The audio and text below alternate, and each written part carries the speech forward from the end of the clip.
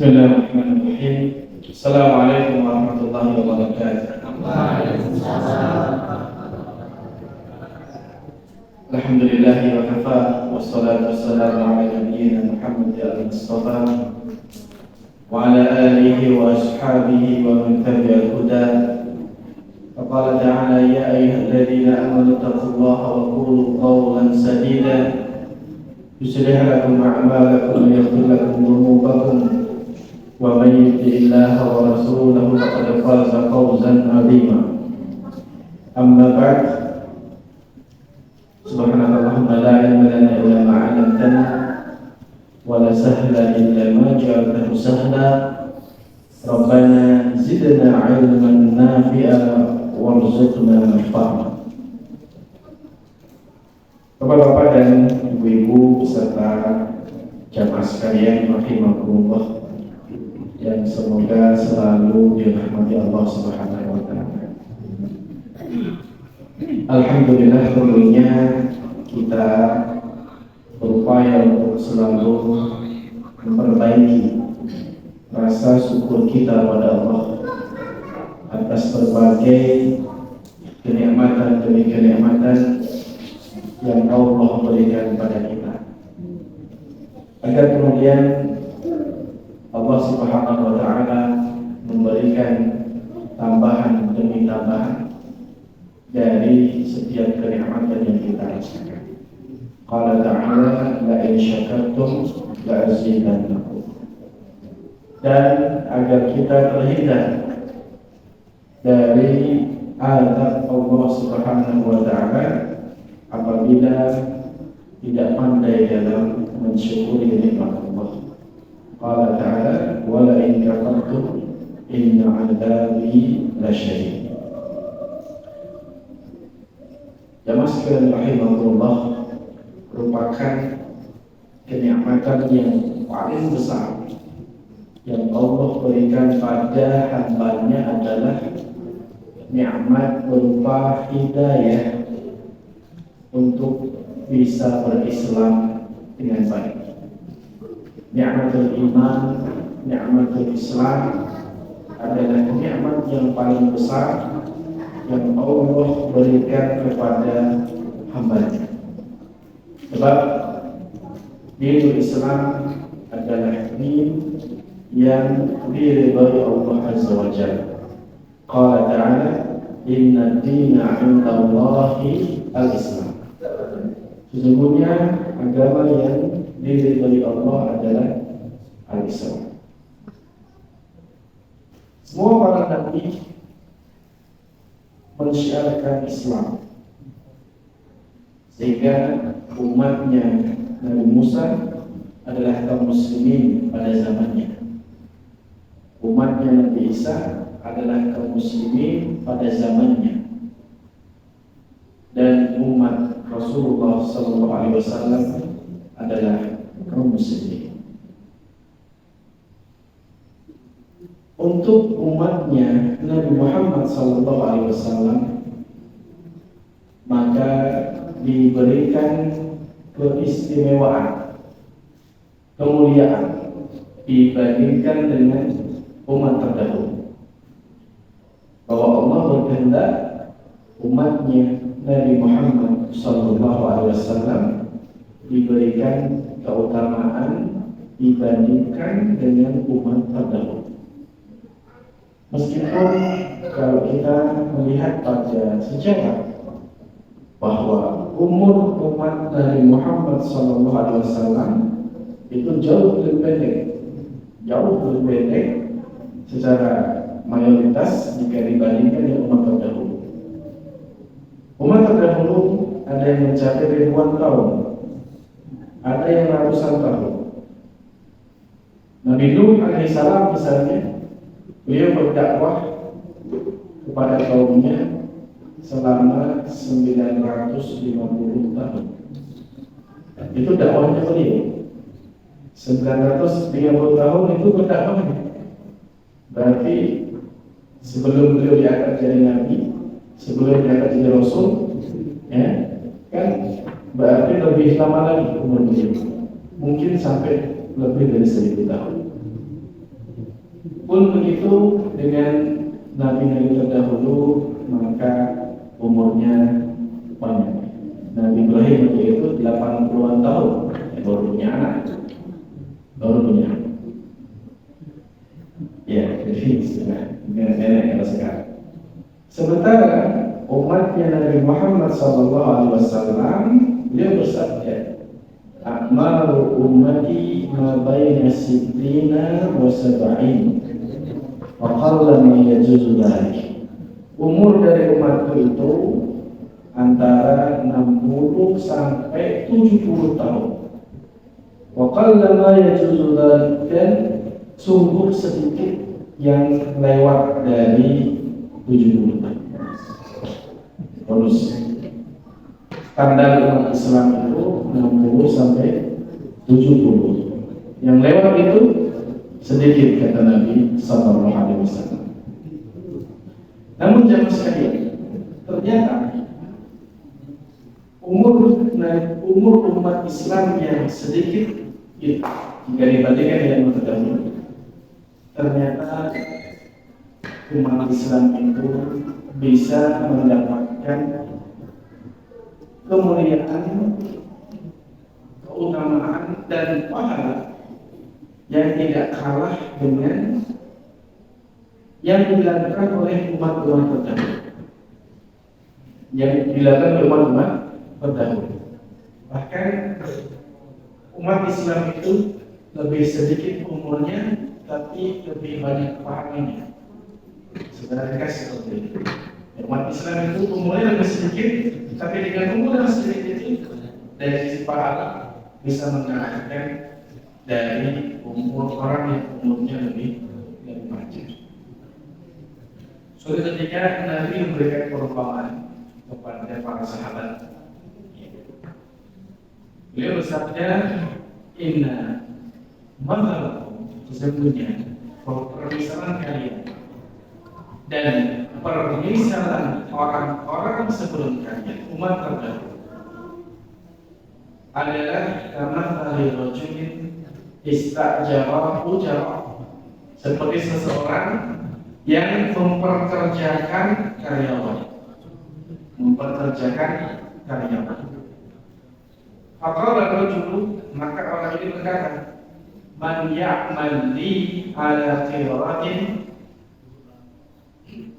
siapakah yang mau bekerja untukku dengan gaji 1 qirat, min al-ghadwati ila nisfin nahar, dari pagi sampai siang.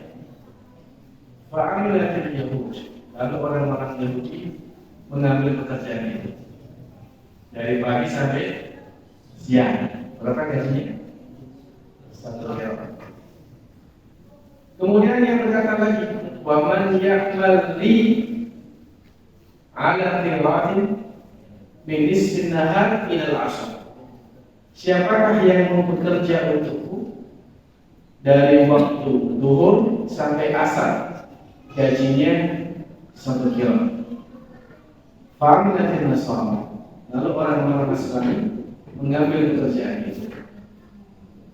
Kemudian yang ketiga, laki-laki ini berkata, "Wa man ya'mal li ala qiratain." Siapakah yang mau bekerja untukku, gajinya 2 qirat.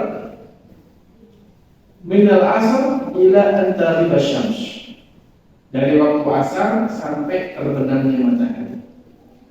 Fa antum hum, kata Nabi, itulah kalian para sahabat.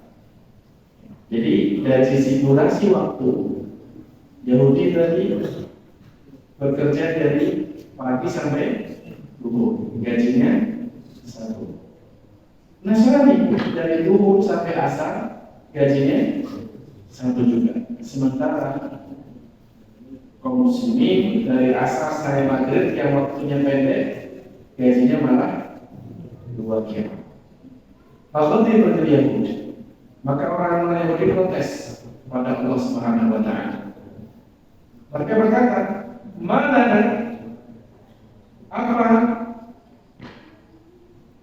apa yang menjadikan kami aktsaru amalan wa aqallu ata'an. Apa masalahnya kamu? Ya. Kami bekerja lebih banyak, kami bekerja lebih lama, tapi kok lebih sedikit gajinya, lebih sedikit pahala yang kita dapatkan. Maka Allah menjawab, hal naqastu min haqqikum. Apakah aku mengurangi hak kalian?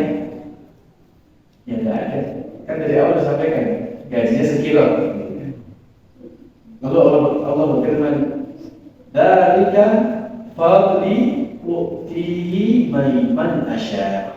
Inilah keutamaanku yang aku berikan pada siapapun yang berkehendak, kata Allah Subhanahu wa taala.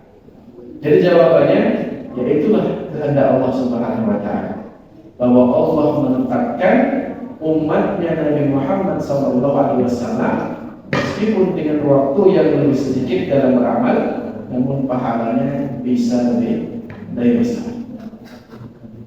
Suatu ketika sahabat Nabi yang bernama Abdullah bin Mas'ud pernah berdebat dengan beberapa orang Yahudi. Ibnu Mas'ud dengan beberapa sahabat berdebat, berdialog, berdiskusi dengan beberapa orang Yahudi di Madinah tentang siapakah yang lebih baik, apakah para sahabat atau orang Yahudi. Diskusi mereka. Kemudian turunlah ayat dalam Al-Quran. Ya, inilah asbabun nuzul, penyebab turunnya ayat surat Ali Imran 110. Ali Imran 110. Allah berfirman, kuntum khairu ummatin ukhrijat linnas. Kalian adalah umat terbaik yang pernah dikeluarkan untuk manusia. Sehingga ulama tafsir sebagian menyebutkan ayat ini khusus untuk Ibnu Mas'ud dan para sahabat yang sedang bersama beliau ketika berdebat dengan orang Yahudi. Karena redaksinya kuntum khairu ummatin ukhrijat linnas. Kalian umat yang terbaik. Kemudian sebagian ulama tafsir lainnya menyebutkan awalnya ayat ini memang menunjukkan kepada Ibnu Mas'ud dan teman-temannya saat itu. Namun kemudian ayat ini berlaku secara umum bagi setiap kaum muslimin yang berislam sebagaimana Islamnya mereka. Berlaku untuk semua kaum muslimin yang berislam sebagaimana Islamnya Ibnu Mas'ud, yaitu sesuai dengan Islamnya yang diajarkan Rasulullah Muhammad SAW, maka akan menjadi umat yang terbaik.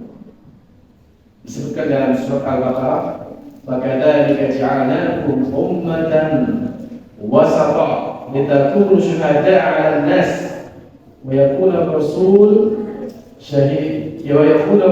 عَلَيْكُمْ شَهِيدًا. Dan demikianlah akan menjadikan kalian sebagai ummatan wasata, umat yang pertengahan. Liyakuna suhada 'alan nas, untuk menjadi saksi bagi para manusia. Ya. Ulama tafsir menyebutkan ummatan wasata, umat yang pertengahan, maknanya adalah udulun khiyarah, orang-orang yang adil dan terpilih.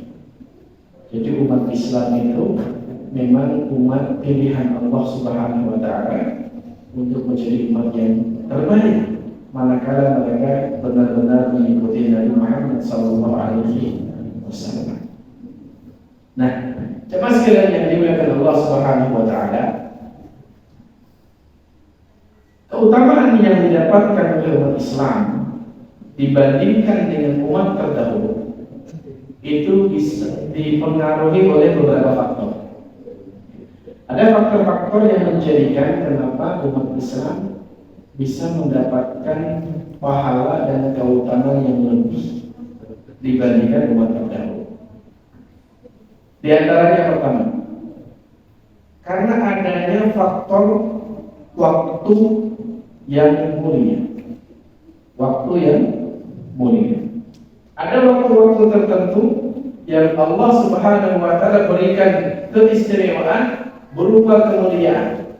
Dan barang siapa yang beramal ibadah bertepatan pada waktu yang mulia itu, maka nilainya berlipat ganda. Contoh misalnya hari Jumat.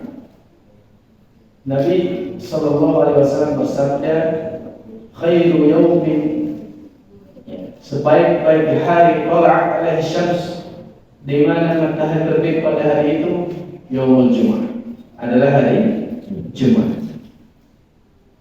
Fihi khuliqa Adam wa fihi udkhilal jannah wa fihi ukhrija minha.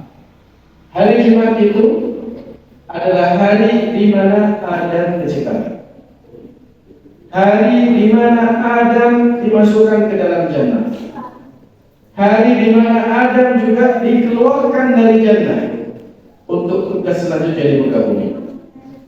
Wala taqumu sa'atu, dan tidak terjadi hari kiamat kecuali pada hari Jumat juga. Nah, beramal kebaikan di hari Jumat itu lebih baik dibandingkan dengan amalan di hari yang lain, karena adanya kemuliaan khusus hari Jumat. Contoh berikutnya, karena adanya bulan-bulan haram. Bulan-bulan haram, yaitu bulan-bulan yang Allah muliakan. Ada 4 bulan. Dalam surat At-Taubah seperti Allah berfirman, inna iddatash syuhuri indallahi 12 syahra fi kitabillahi yawma khalaqas samawati wal ard minha arba'atul hurum dzalika ad-dinul qayyim fadhakkiru fihi anfusakum. Sesungguhnya dengan bulan di sisi Allah itu ada 12. Di dalam kitab Allah sejak Allah menciptakan langit dan bumi, 4 bulan diantaranya adalah bulan haram, bulan yang Allah muliakan. Dzalika ad-dinul qayyim, itulah ketetapan agama yang lurus. Fala tadlimu fihinna anfusakum, maka janganlah kalian berbuat zalim pada bulan tersebut. Dijelaskan oleh Ibnu Abbas radhiyallahu anhu bahwa Allah Subhanahu wa taala menetapkan 4 bulan haram, 4 bulan yang dimuliakan, dianggap sebagai bulan suci. Barang siapa yang beramal kebaikan pada 4 bulan haram itu, maka pahalanya dilipat gandakan oleh Allah Subhanahu wa taala.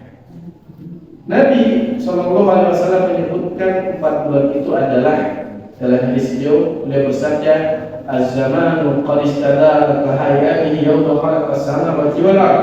Zaman itu terus berputar sebagaimana garis edarnya sejak Allah menciptakan langit dan bumi. As-sanatu 12 syahra, setahun itu 12 bulan. Minha arba'atul hurum, ada 4 bulan yang mulia, 4 bulan haram. Thalathun mutawaliyat, 3 bulan berurutan, Dzulqa'dah, Dzulhijjah, Muharram. Wa Rajab Mubarak baina Jumada wa Sya'ban. Ada 4 bulan haram, 3 berurutan, yaitu Dzulqa'dah, Dzulhijjah, Muharram. Yang satunya Rajab, di antara bulan Jumada Tsaniyah atau Jumada Akhirah dan bulan Sya'ban. Inilah 4 bulan haram. Dan saat ini jemaah sekalian, kita berada di salah satu dari bulan haram itu, yaitu bulan Dzulqa'dah. Sehingga ini peluang yang sangat besar bagi kita untuk memanfaatkan kesempatan semaksimal mungkin meraih keutamaan demi keutamaan dengan aneka macam kebaikan yang mampu kita kerjakan.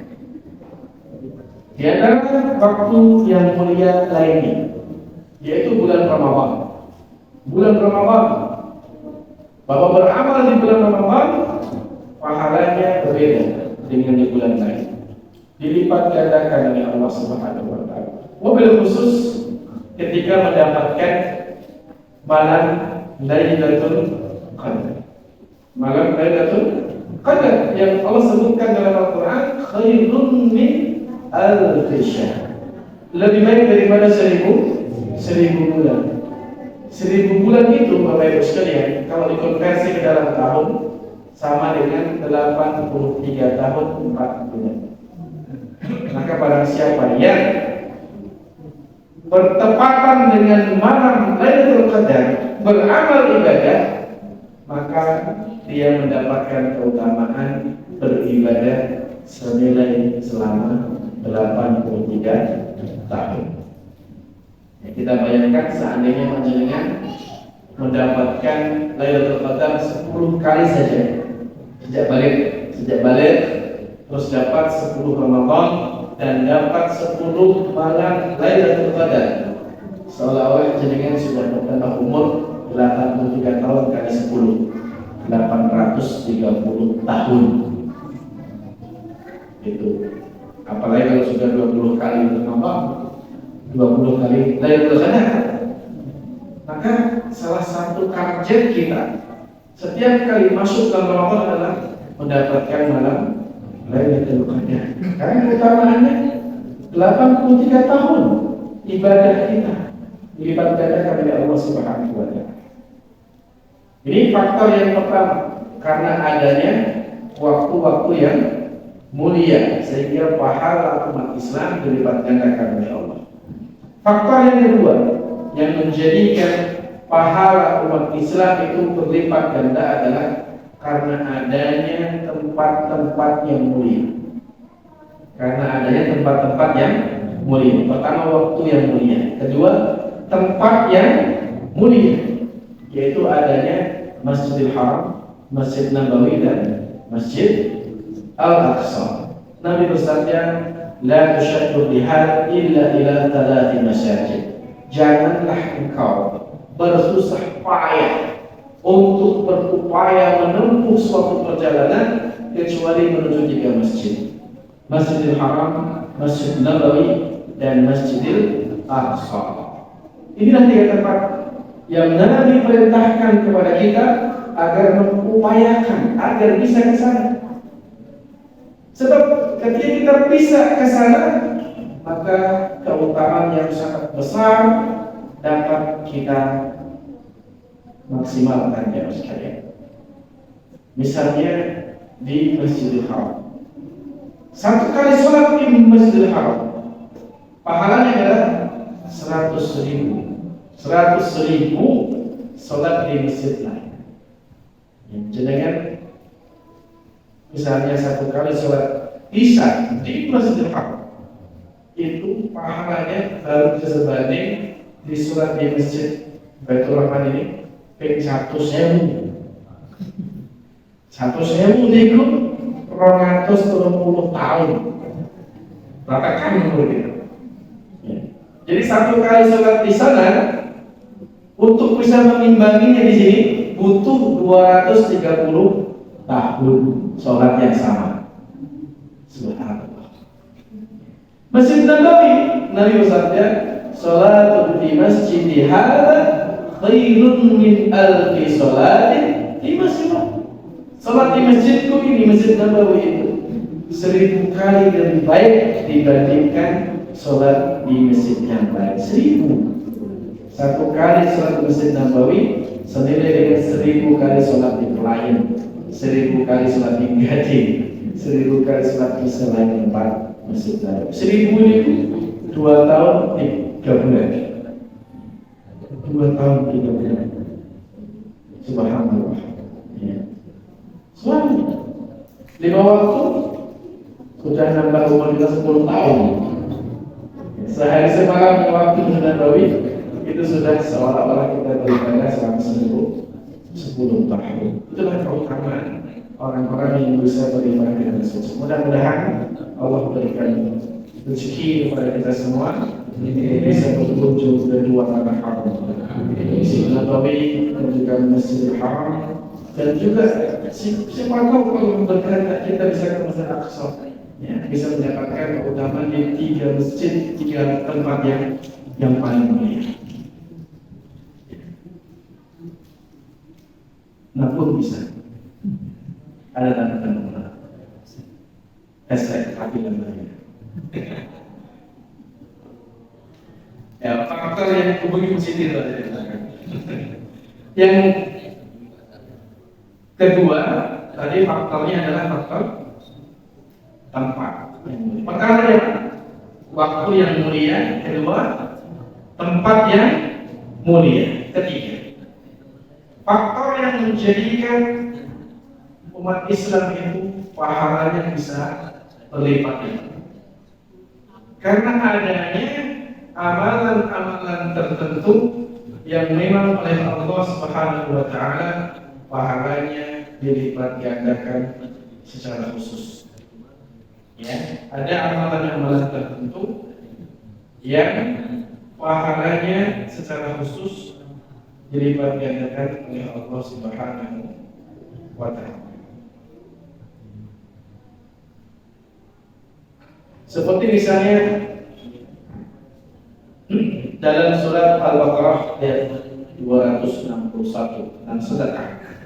Allah berfirman, "Mathalul ladzina yunfiquna amwalahum fi sabilillah kamithali habbatin anbatat sab'a sanabil fi kulli sunbulatin mi'atu habbah wallahu yudha'ifu liman yasha' wallahu wasi'un 'alim."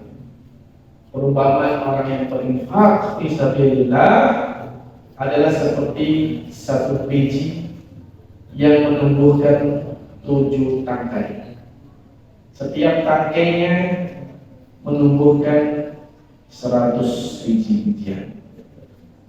Jadi sedekah satu fi sabilillah senilai dengan 7 kali 100, 700 kali. Allah melipat gandakan pahala infaknya umat Islam fi sabilillah sampai 700 kali. Ini yang menjadikan amal umat Islam itu bisa lebih mulia. Juga adanya amal-amal yang ketika dikerjakan meskipun sudah meninggal dunia, tapi pahalanya terus bisa mengalir. Yang dikenal dengan amal jariah. Nabi bersabda, "Idza mata ibnu Adam, inqata 'amaluhu illa min thalath." Kalau anak Adam itu wafat, maka terputus amalnya.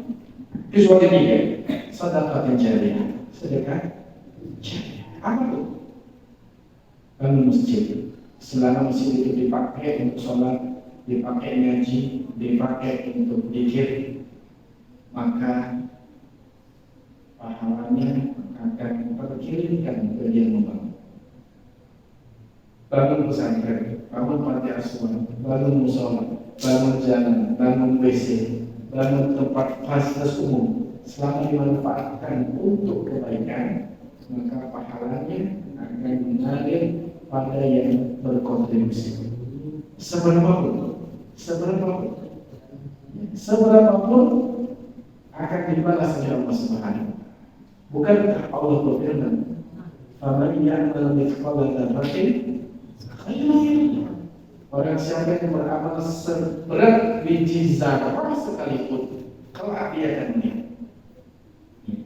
Beramal seberat biji zarah itu istilah untuk sesuatu yang sangat kecil. Zarah itu kalau mau diterjemahkan secara bahasa, darah itu antara sholat seperti ini, penting dan macam itu, debunya kayak terus darahnya itu ngabur gitu, kayak seberat debu. Beramal seberat debu saja, khairan yarah, kelak akan melihat balasannya oleh Allah SWT. Apalagi kalau misalkan sampai wakaf 1 meter, wakaf pasir sakral, itu kan berdebu-debu. Ya, lebih berat berdebu-debu. Maka kelak akan khair lagi apa? Akan melihat apa? Ilmin yuntafa'u bih, atau ilmu yang dimanfaatkan dengan mengajarkan ilmu kebaikan apapun. Ngajari sholat, ngajari abata, ngajari ABCD, jadi orang bisa membaca, mengajari selawat, mengajari bacaan apapun, ya tasbih, takbir, tahmid, ngajari masak, ngajari kebaikan, ngajari jahit, ngajari ilmu-ilmu yang kemudian dengan ilmu dimanfaatkan, maka selama orang mengamalkan ilmu yang dengan ajarkan, dengan dapat pahala. Satu orang ngajari si A, ngajari si B sholat sampai bisa. Setiap kali si B sholat, si A dapat pahala. Si B ngajari si C sholat sesuai yang diajarkan si A tadi. Ketika si B sholat, si C sholat, pahala B dan C ada apa? B mendapatkan pahala dia dan pahalanya si C, dan terus seperti itu. Ini ilmu yang bermanfaat. Yang ketiga, waladin sholihin yad'ulahu, atau anak soleh yang mendoakan. Semakin banyak kita memiliki anak-anak yang soleh, yang kemudian mereka mendoakan kita, maka semakin banyak kiriman pahala yang kita dapatkan. Ya. Semakin banyak kiriman pahala yang akan kita dapatkan. Maka mari berbanyak anak soleh. Tidak bisa membuat anak, ya bantu anak yang baik. Anak yatim, anak apa kita didik, kita biayai untuk menjadi anak-anak yang soleh, yang menghafal Quran, yang misalnya, maka kita juga dapat pahala. Setiap lantunan, ya, ayat-ayat yang dia baca, dan kita yang memfasilitasinya, dapat pahala. Mendapat pahala, namanya fasilitator kebaikan. Yang keempat, faktor yang menjadikan umat Islam itu pahalanya bisa berlipat-lipat. Pertama, karena adanya waktu yang mulia. Kedua, karena adanya tempat yang mulia. Ketiga, karena adanya amal-amal khusus yang pahalanya dilipat gandakan oleh Allah. Yang keempat dan kelima, 4 dan 5 ini berkaitan, yaitu karena adanya faktor keikhlasan dan faktor benar. Keempat itu karena keikhlasan, yang kelima karena amal yang dikerjakan sesuai dengan sunnah. Ini bisa mempengaruhi amalannya sekali. Ya, para ulama menjelaskan seperti Imam Ibnu Taimiyah, ya, dan juga Imam Ibnu Hajar, ya, Al-Haytami mengatakan innal a'mal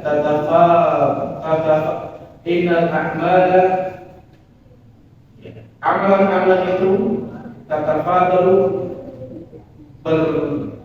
berbeda-beda tingkatannya bitafaduli ma fil qulub minal imani wal ikhlas.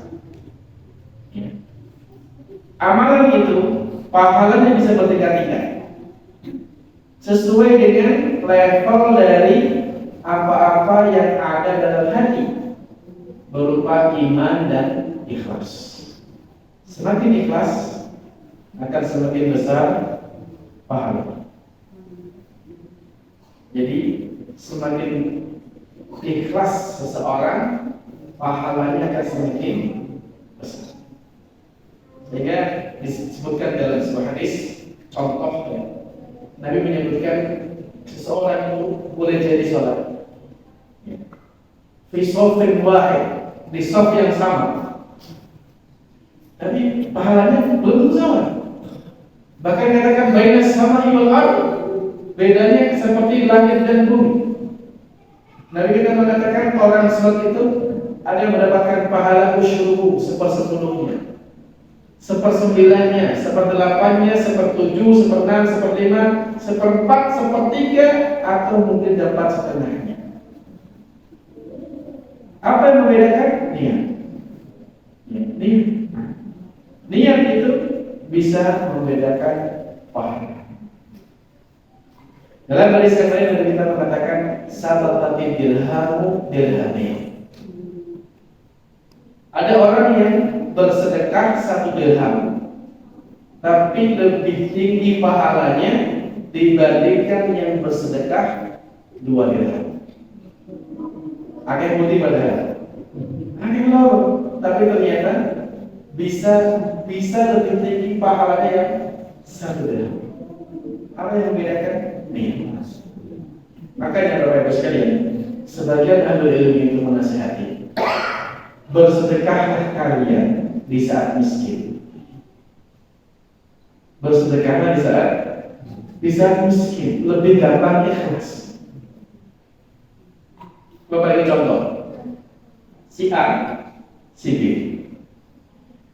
Si A ini hanya punya duit 200.000, tidak punya duit lagi. Duitnya berkurang, gitu? 200.000, hanya itu uangnya, nggak punya lagi yang lain. Si B, dia punya uang 10 juta. Terus dua-duanya ini sama-sama infak 100.000. Pahalanya besar yang mana? Si A atau si B? Si A. Kenapa? Karena si A ini dia menafkahkan setengah hartanya. Duitnya besar 200.000 kan? Dia sedekahnya nanti berapa? 100.000. Dia menafkahkan setengah harta yang dia miliki. Si B tadi 100.000 itu kan dia masih punya 9.900.000. Dia akan bisa menyamai pahala si A kalau dia menafkahkan 5 juta.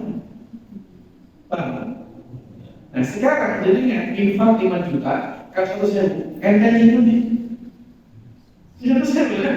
Maka inilah di antara makna kenapa di antara ahli itu nasihati bersedekahlah di saat miskin. Karena itu lebih gampang ikhlas. Lebih gampang ikhlas.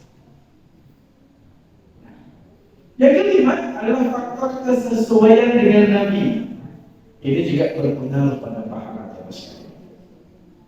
Ya. Amalan yang semakin sesuai dengan sunnah Nabi, semakin tinggi pahala. Orang sholat tadi dikatakan ada yang dapat 1/10, 1/9, 1/8, 1/2. Di antara faktornya karena faktor kesesuaian dengan sunnah Nabi di samping niat.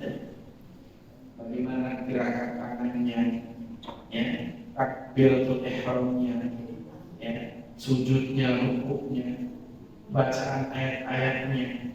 Jadi kan Rasulullah dalam sebuah hadis yang kita mengatakan pernah ada sahabat yang di waktu Idul Adha menyembelih kambingnya sebelum sholat.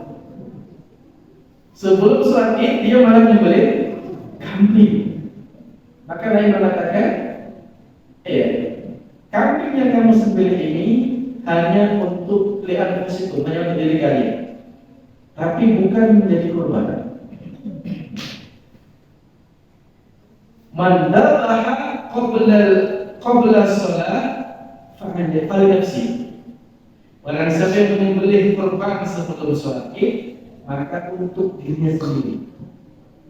Wa man dhabaha ba'da shalah, barang siapa menyembelih setelah sholat, maka baru itu namanya kurban. Sama-sama menyembelih. Tapi kalau sebelum sholat Id tidak sesuai dengan sunnah Nabi, kalau setelah sholat Id sesuai dengan sunnah Nabi, maka pahalanya beda. Yang sebelum sholat pahalanya pahala sedekah biasa, kalau setelah sholat pahalanya pahala kurban. Jadi semakin cocok dengan sunnah Nabi, maka akan semakin besar pahala yang besar didapatkan.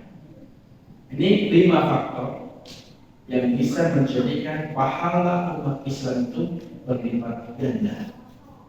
Namun jemaah sekalian, yang juga perlu kita waspadai adalah sebagaimana pahala itu bisa berlipat-lipat, dosa pun sama. Dosa pun juga sama. Dosa itu juga bisa berlipat ganda karena beberapa faktor. Di antaranya seperti yang tadi, pertama faktor waktu yang mulia. Kalau di waktu yang mulia beramal kebaikan dilipat gandakan pahalanya, maka berbuat dosa, bermaksiat di waktu yang mulia, akibatnya juga lebih berat. Makanya dalam surat At-Taubah tadi disebutkan, "Fala tadrimu fihinna anfusakum."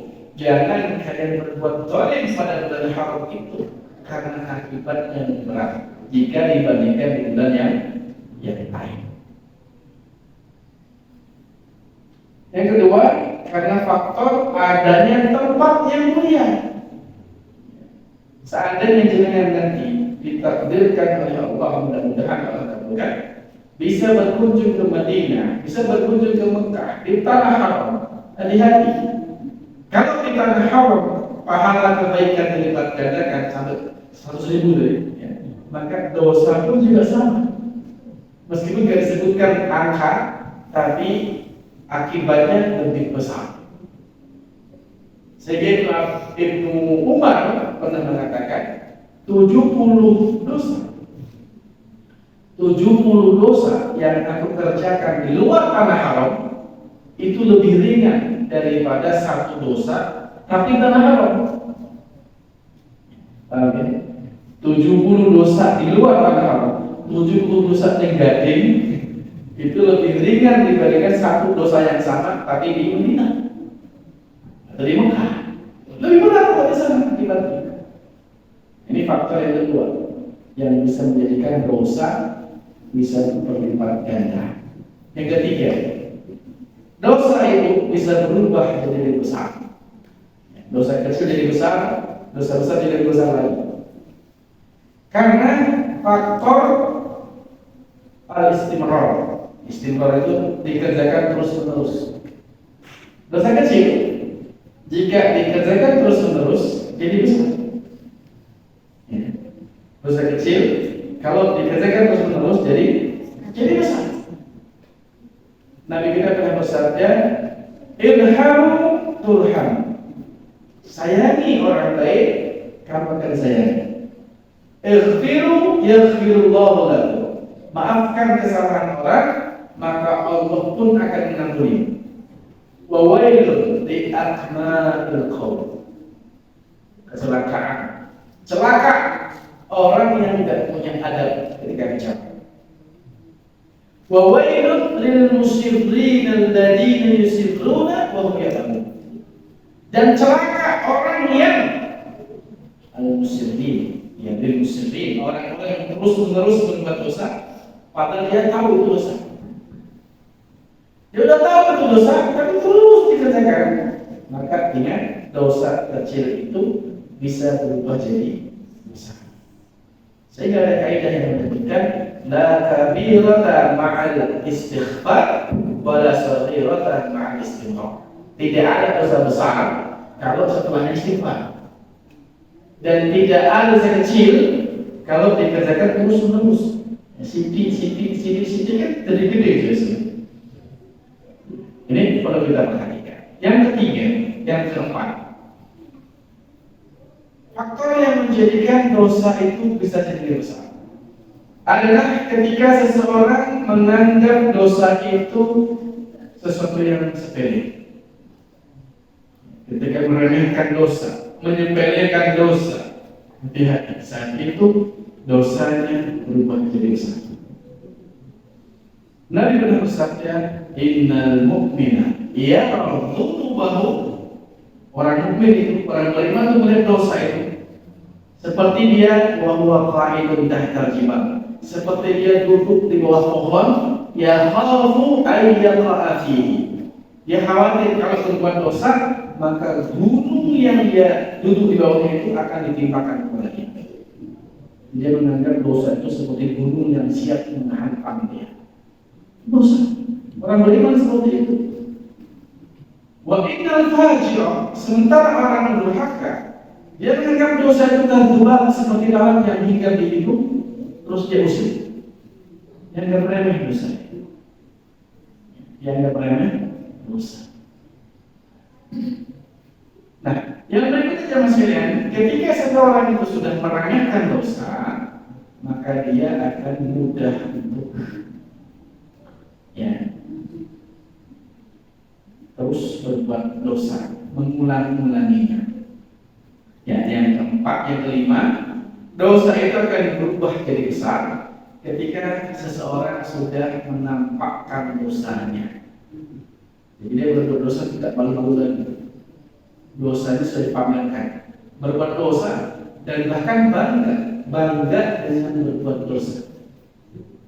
Dipamerkan dosa tapi dilakukan. Nabi kita pernah bersabda, kullu ummati mu'afan. Setiap umatku itu bisa diampuni, kata Nabi. Setiap umatku akan diampuni, illal mujahid, kecuali mujahid. Bukan ikan. Mujahid itu adalah orang yang menampakkan dosa. Disebut dalam hadis contoh, ya, inna rajula, ada seorang laki-laki, seseorang yang dia berbuat dosa di malam hari, tapi di pagi hari dia malah ya, padahal Allah telah menutupi dosanya, tapi di pagi hari dia malah menyebarkan dosanya. Dia berkata kepada orang, ya fulan, laqad fa'altu fil barih kada wa kada. Wahai fulan, tadi malam saya berbuat ini. Padahal itu dari Allah. Tapi dia sendiri yang malah membuka perbuatan dosanya. Entah dibuka langsung ngomong dengan orang lain, atau mungkin dia buka lewat status story WA sehingga orang bisa membacanya. Itu tadi membuka dosanya sendiri. Jadi seperti itu, maka bisa merubah dosa yang awalnya kecil bisa menjadi besar. Yang ke-6, faktor yang bisa menjadikan dosa itu bisa berubah jadi lebih besar adalah jika dosa itu dilakukan oleh seorang alim, seorang ulama, seorang ustaz, seorang kiai, imam takmir masjid, pengajian, majelis taklim. Jika berbuat dosa, hati-hati, itu bisa lebih besar akibatnya. Kenapa? Karena dia mengetahui. Dan ketika dia berbuat dosa, maka dia mengkhianati ilmunya. Dalam Al-Quran surat An-Nur Al-Ahzab disebutkan, ya nisa'an nabi, man ya'ti minkunna bi fahishatin mubayyinah yudha'af laha al-'adzabu dhi'fayn. Allah berfirman kepada ummahatul mukminin, wahai istri-istri Nabi, wahai istri-istri Nabi, man ya'ti minkunna bi fahishatin mubayyinah, barang siapa di antara kalian yang berbuat dosa yang nyata, yudha'af laha al-'adzabu dhi'fayn, maka dosanya akan dilipatkan dua. Jadi seandainya istri-istri Nabi itu berbuat maksiat, maka dosanya dilipatkan 2 kali lipat. Firman Allah Taala. Sehingga para ulama mengambil kesimpulan di ayat ini, kalau begitu, seorang ulama kalau berbuat maksiat, maka dosanya akan dilipatkan. Karena dia mengetahui. Karena dia mengetahui. Imam Al-Ghazali menyebutkan dosa kecil itu jika dikerjakan oleh seorang alim, maka perkaranya jadi besar.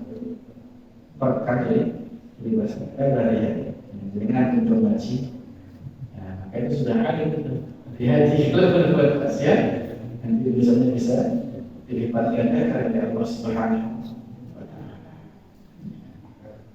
Istri-istri Nabi itu ada banyaknya. Pernah dulu kita jelaskan ada berapa?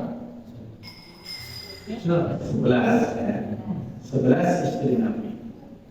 9 itu yang masuk hidup ketika Nabi wafat. Yang wafat duluan ada 2. Ya. Jadi 11 istri Nabi. Di antara hikmahnya adalah di antara hikmahnya banyak hikmah. Di antara satu saja. Istri Nabi itu banyak ya. Dan masing-masing punya karakter dan tipe yang beda-beda. Aisyah, Hafsah, Ummu Salamah, Ummu Habibah, Juwairiyah, Zainab bintu Jahsy, ya. Sampai Maria Qibtiyah, semua istri-istri Nabi tadi itu punya tipe dan karakter yang berbeda-beda. Sampai Saudah yang paling tua sekalipun Maka dari hikmahnya adalah, wahai para kaum muslimah, ibu-ibu, kalian lihatlah, pelajari setiap istri-istri Nabi itu. Lalu kalian mau masuk surga lewat siapa? Silakan. Mau ikut Aisyah, mau ikut Hafsah, mau ikut Musa, silakan. Yang paling mirip dengan kalian ikuti. Itu adalah hikmahnya seperti itu. Ya, beda-beda semua sifatnya. Antara Ummu Salamah dan Aisyah beda. Maka itu kan disebutkan ya Aisyah dengan Ummu Salamah yang dulu Nabi sedang ada tamu, terus tiba-tiba Ummu Salamah datang membawa makanan yang dibanting oleh Aisyah ya. Itu kalau kita pelajari kan janjinya yang si ngomong itu kan juga bisa ya kan. Lagi orang tamu tiba-tiba datang banting lantangnya dibanting, tapi nanti subhanallah Nabi mengatakan Gharaqumukum, ibumu sedang cemburu. Tapi Nabi tidak marah, tidak ya kemudian mendidik ini. Ini yang dapat kita sampaikan kepada malam ini. Mudah-mudahan Allah Subhanahu wa taala memberikan taufik kepada kita bisa mengisi hari-hari yang mulia, ya, bulan yang mulia ini dengan amal-amal yang istimewa, yang semaksimal mungkin sehingga bisa mendapatkan pahala dari Allah Subhanahu wa taala sebanyak-banyaknya. Dan kita berupaya untuk menjauhi sejauh mungkin ya setiap potensi-potensi yang bisa mendatangkan dosa-dosa. Karena dosa-dosa di bulan ini akibatnya lebih berat. Waalaikumsalam fikum, kurang lebihnya dimaafkan. Hadana Allah wa ajma'in. Alhamdulillahirabbil alamin. Wassalamualaikum warahmatullahi wabarakatuh.